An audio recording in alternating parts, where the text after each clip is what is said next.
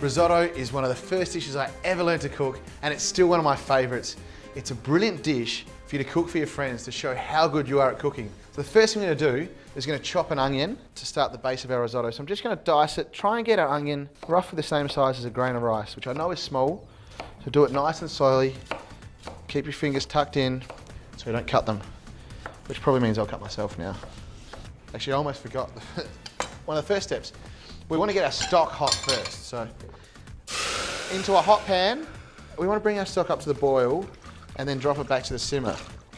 One of the key things to making risotto is to add your stock in to your rice hot so it can absorb it quicker and it hydrates the rice quicker.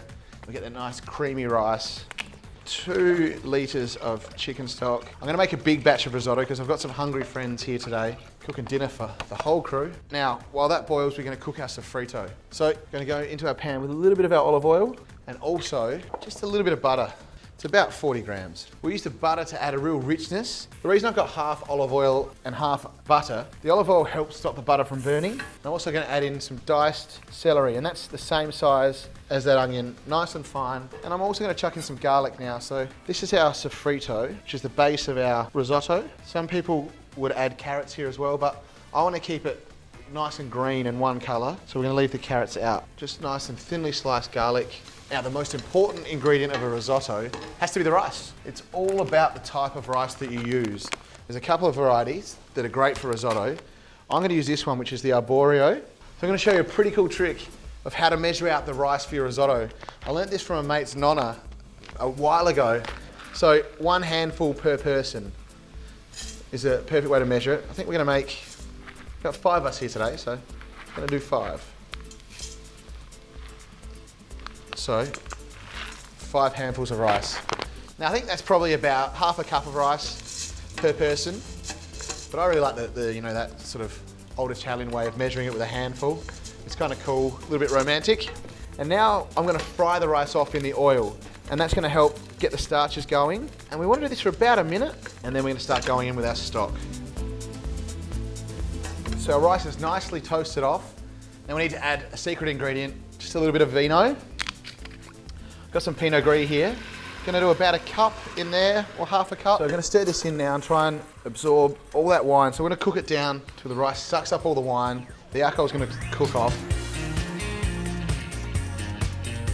So you can see in here that we've cooked off all the wine and the rice has sucked it up. And now it's time to start transferring our hot stock into our pot. So we're gonna go about a ladle at a time, ladle and a half. Now the great thing about risotto is the rice tells you when it needs more stock, and so it sort of guides you through the whole cook process. So we're gonna keep stirring, and once all the water's absorbed and the rice has sucked it all up, we need to add another ladle. And we keep doing that until you can't soak up any more water. The thing that you have to do is not walk away from this now. If you were to walk away and leave this, you might come back and you have all your risotto burnt, and all that hard work will be for nothing.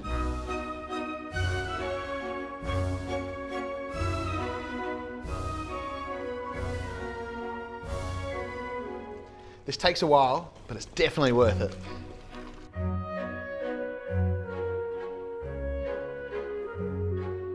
So the key for me to cooking a risotto is to keep your temperature pretty stable. And you never want a really harsh boil when you add your stock in. You just want it to keep bubbling, like you can see here, just little baby bubbles the whole time, just above a simmer. Rather than it being really hot, add the stock in, steams off really quickly, because you're gonna lose a lot of your stock off in the steam rather than it soaking up into the rice. So you just gotta keep stirring.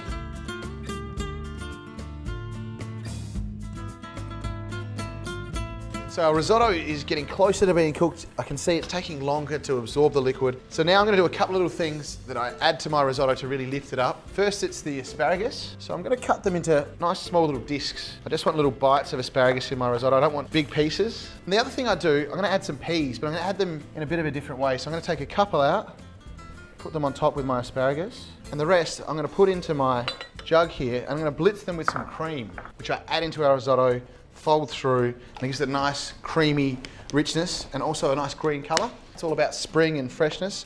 So just with the bar mix, just gonna blitz until all my peas are pureed and you get a nice green paste. There we go there. So I'm gonna fold this through my risotto right at the end. I'm gonna add in my asparagus and peas, and the heat of the rice will cook the asparagus and just warm those peas through. Now you could eat this just like that, so you've got the nice peas and asparagus in there. But I'm gonna add this cream through just to richen it up. I'm also gonna add a little bit of butter. So my cream peas can go in, and I'm gonna turn the heat off. Our risotto's finished cooking. We're just gonna fold these peas through. It's gonna give it a nice bright green color to our risotto. And then, because it's a risotto, it's a special dish, just a little bit of butter at the end to melt through and warm it up. Now, just grate in some Parmesan. Just like a handful. I don't want too much cheese in there, it's pretty rich already. So this is my risotto finished, and now it's time to plate up. Serve it in a nice big bowl. And then I'm gonna add some feta cheese. And then I'm not gonna add any more Parmesan, just zest on some lemon, and there we have it. Now I need to try this because I'm pretty happy about this one. Tell you what, if you can make a risotto that good, you don't even need a nonna. I still want one, but you don't need one.